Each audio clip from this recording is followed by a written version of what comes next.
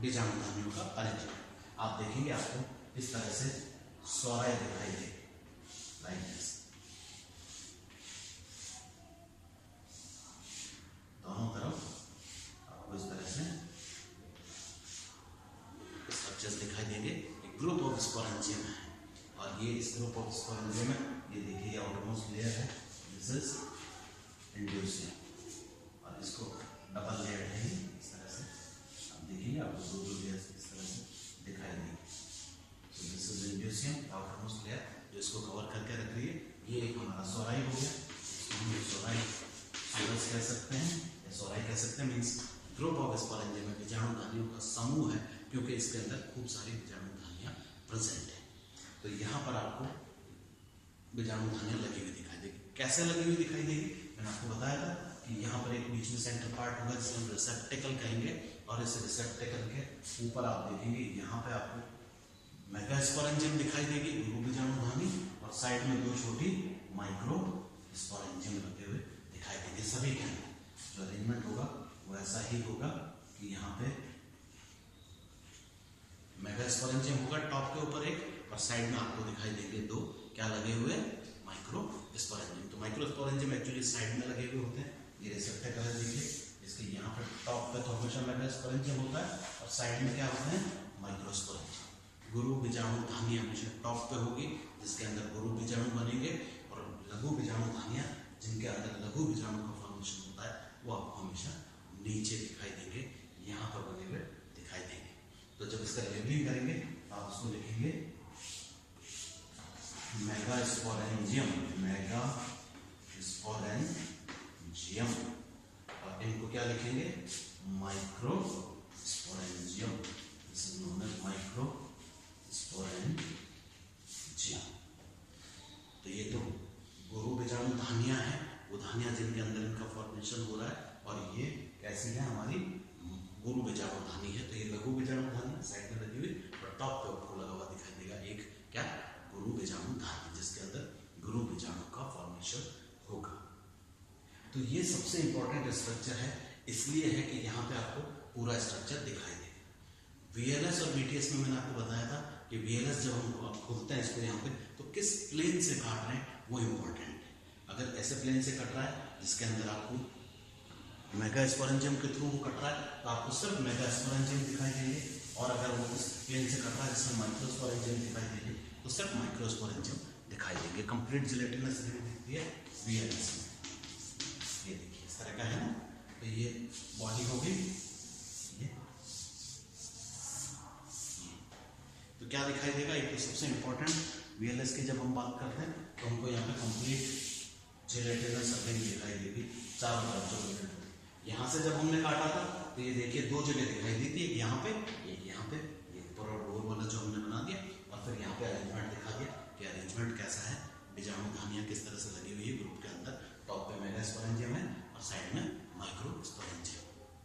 यहाँ पर दो तरीके से हो सकता है, आपको इस तरह से सोराई दिखाई देंगे, लंबे लंबे संरचनाएं दिखाई देंगी, और इसके अंदर अगर मान लीजिए इस प्लेन से कटा है कि जहां से बीजाणुधानियां लाइन से लगी हुई तो आपको क्या दिखाई देंगी, यहाँ पर सिर्फ मेगास्पोरेंजियम बीजाणुधानियां दिखाई देंगी इस तरह से।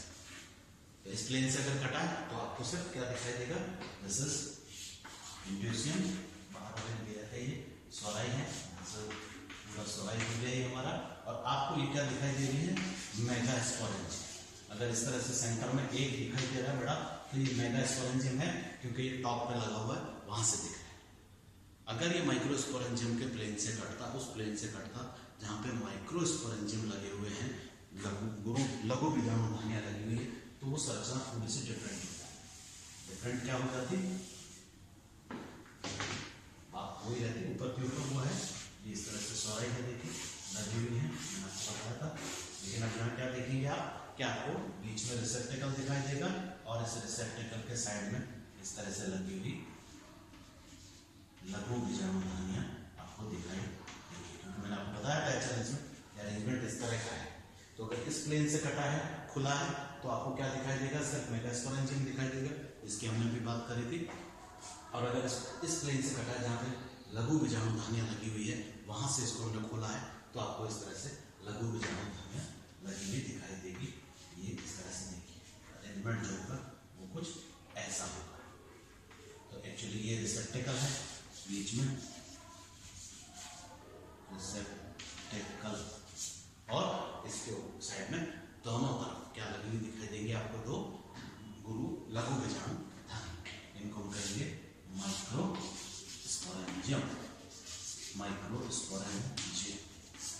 तो एग्जाम में जो जनरली पूछा जाता है आंतरिक संरचना के बारे में जब बात की जाती है तो सबसे इंपॉर्टेंट चीज जो याद रखने की होती है वो ये याद रखनी होती है कि जो HLS होगा वो सबसे इंपॉर्टेंट स्ट्रक्चर होगा, क्योंकि वो एक ऐसा स्ट्रक्चर है जिसमें आपको कंप्लीट सारी चीजें दिखाई देगी। स्टॉक बंडल भी दिख रहा है, जिलेटिनस रिंग भी दिखाई देती है और फिर पूरा अरेंजमेंट दिखाई दे जाता है माइक्रोस्पोरेंजियम का और मेगास्पोरेंजियम का। किस तरह से सोराइल है, किस तरह से म्यूसियम है, उसके ऊपर लेयर चढ़ी हुई है और फिर उससे कैसे आगे इसका फॉर्मेशन होता है। मीन्स टॉप के ऊपर आपको एक गुरु बीजाणु धानी दिखेगी और साइड के अंदर दो छोटे छोटे लघु बीजाणु धानियां दिखाई देंगी।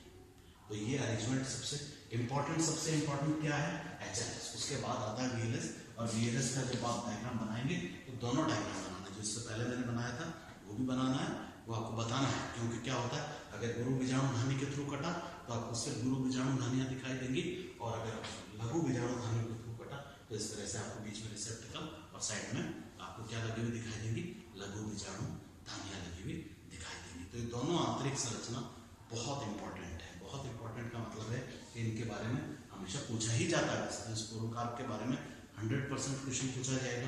पहली बात तो व्हाट इज स्पोरोकार्प। तो स्पोरोकार्प का मैंने आपको बताया कि स्पोरोकार्प एक विशेष प्रकार की संरचना है जो मार्सिलिया के अंदर बनती है, जिसके अंदर क्या बनते हैं, बीजाणु का फॉर्मेशन होता है, बीजाणु धानियां बनती है। दोनों बीजाणु धानियां माइक्रोस्पोरेंजियम और मेगास्पोरेंजियम इसी के अंदर होती है और वो समूह में लगी रहती है, इसलिए स्वराई होती है। ग्रुप ऑफ स्पोरेंजियम वहां पर हमको दिखाई देगा और वहां पे फिर स्पोर्स का फॉर्मेशन होगा, माइक्रोस्पोर्स और मेगास्पोर। तो स्पोरोकार्प के बारे में बताना है। दूसरा कि स्पोरोकार्प किस में मिलता है, तो आपको पता है कौन सा टेरिडोफाइट जो हमारे कोर्स में है इसके बारे में जिसमें हमको पढ़ना होता है और वो होता है मार्सिलिया। तो मार्सिलिया के अंदर ये दिखाई देगा। फिर होता है इसका इंपॉर्टेंट स्ट्रक्चर, और स्ट्रक्चर में बाह्य आयकारी के पहले हमने देखी थी। आउटर स्ट्रक्चर में बॉडी पार्ट देखा और स्टॉक पार्ट देखा और दोनों जहाँ मिलते हैं उसको हमने कहा था रेफे होगा। ये इसको आप लेबल करेंगे दिस इज रेफे पार्ट, और ऊपर वो जो दो सीम निकले हुए हैं इस तरह से देखिए ये कहलाते हैं ट्यूबरकल्स। तो यहाँ पर आपको दो ट्यूबरकल्स दिखाई देंगे, वो आउटर संरचना होगी। आंतरिक संरचना की जब बात की जाती है तो आंतरिक संरचना में जो सबसे इंपॉर्टेंट चीज होती है याद रखने की होती है कि 3 प्लेन से इसको काटा जा सकता है। एग्जाम में बड़ा क्वेश्चन भी पूछा जा सकता है, मार्सिलिया की आंतरिक संरचना का वर्णन कीजिए विभिन्न एंगल से जिनसे इनको काटा जा सकता है। तो उसमें आपको फिर तीनों बताना है, HLS भी बताना है, VLS भी बताना है और VTS भी बताना है। जनरली बी पार्ट में जो हमारा 50 शब्दों का जो हमारा होता है जिसके अंदर आप एक डायग्राम ड्रॉ करते हैं और आपको उसके बारे में एक्सप्लेन करना होता है 50 वर्ड्स में, वहां पर ये HLS पूछा जाता है। तो HLS जो होगा वो सबसे इंपॉर्टेंट संरचना होगी, सबसे इंपॉर्टेंट वही है, उसको हमको ध्यान रखना है। और उसके बाद बात आती है VLS की। तो फिर VLS के बारे में बताना है कि वर्टिकल लॉन्जिट्यूडनल सेक्शन अगर काटा जाए तो उसमें क्या दिखेगा, तो उसमें ध्यान रखना है तो जिलेटिनस रिंग है जो कंप्लीट दिखती है। ये देखिए जिलेटिनस रिंग है और ये जिलेटिनस रिंग कंप्लीट है, पूरी चारों तरफ से इसको कवर करके रखती है।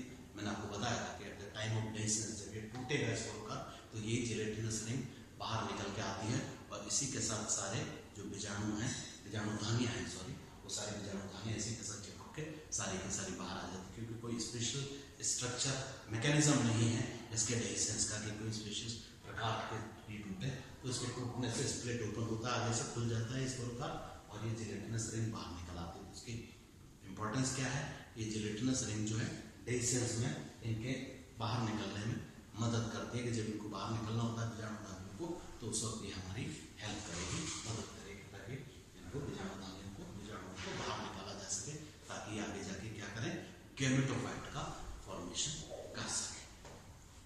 तो इसलिए आंतरिक संरचना बहुत इंपॉर्टेंट होगी और आंतरिक संरचना में भी HLS अगर आता है तो ये डायग्राम बनाना है और इसको एक्सप्लेन कर देना है कि ग्रुप में लगे हुए हैं किस तरह से सॉरी है, इंड्यूसियम है, ऊपर लेयर है जो इसको कवर करके रखती है, प्रोटेक्शन प्रोवाइड करने का काम करती है। और दूसरा अरेंजमेंट, अरेंजमेंट बहुत इंपॉर्टेंट है कि टॉप के ऊपर हमेशा गुरु बीजाणु धानी होगी और साइड के अंदर हमेशा क्या होंगी, लघु बीजाणु धानियां लगी हुई होंगी।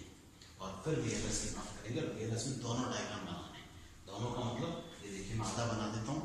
अगर हम इसको यहाँ से आधा करते हैं इसको पीछे से, तो देखिए अगर ये उस प्लेन से कटता जिसपे गुरु बीजाणु धानियां लगी हुई थी तो आपको इस तरह की संरचना दिखाई देगी, क्योंकि ये गुरु बीजाणु धानी है। These are मेगास्पोरेंजियम, ये देखिए मेगास्पोरेंजियम। और अगर उस प्लेन से खुलता है वीएलएस को हम इस तरह से खोलें, जो हमारे लघु बीजाणु धानियां उस प्लेन से अगर ये निकलता है तो आपको इस तरह से बीच में एक रिसेप्टेकल दिखाई देगा और इस रिसेप्टेकल के दोनों तरफ लगी हुई दिखाई देगी। क्या लगी हुई दिखाई देगी, बीजाणु धानी। तो ये बहुत इंपॉर्टेंट है कि किस प्लेन से हम काट रहे हैं। इसलिए मैंने एक ही डायग्राम में देखिए दोनों डायग्राम बना दिए। तो एग्जाम में आप ऐसा भी कर सकते हैं और नीचे एक्सप्लेन कर सकते हैं कि किस एंगल से कटा है, उस पर डिपेंड कर। नहीं तो आप चाहें तो दो अलग अलग डायग्राम भी बना सकते हैं। लेबलिंग उनकी हमेशा हमको करनी है, बताना है, सारा करना ही है। इसमें आपको स्टॉक भी दिखाई देगा और टेबल का वगैरह सारा कंप्लीट दिखाई देगा, क्योंकि हमने क्या किया, हमने खाली इस स्पोरोकार्प को ऐसे खोल दिया, बीच में से हटा दिया है, दो पार्ट कर दिए, तो ये सारा पार्ट जो है अंदर का ये हमको दिखाई दे जाता है। तो स्पोरोकार्प की संरचना बहुत इंपॉर्टेंट है। अब इन स्पोरोकार्प के अंदर बीजाणु धानियां बन रही है, उनके अंदर बीजाणु बन रहे हैं जो आगे जाके गेमेटोफिटिक जनरेशन का फॉर्मेशन करेंगे और उससे फिर वापस सेक्स ऑर्गन्स का फॉर्मेशन होगा, उसके ऊपर एंथ्रीडियम आर्चिगोनियम बनेंगे और सेक्सुअल रिप्रोडक्शन का एक्ट कंप्लीट करके फिर नया प्लांट वापस बनाया जाएगा। उसके आगे से जो इसके आगे जो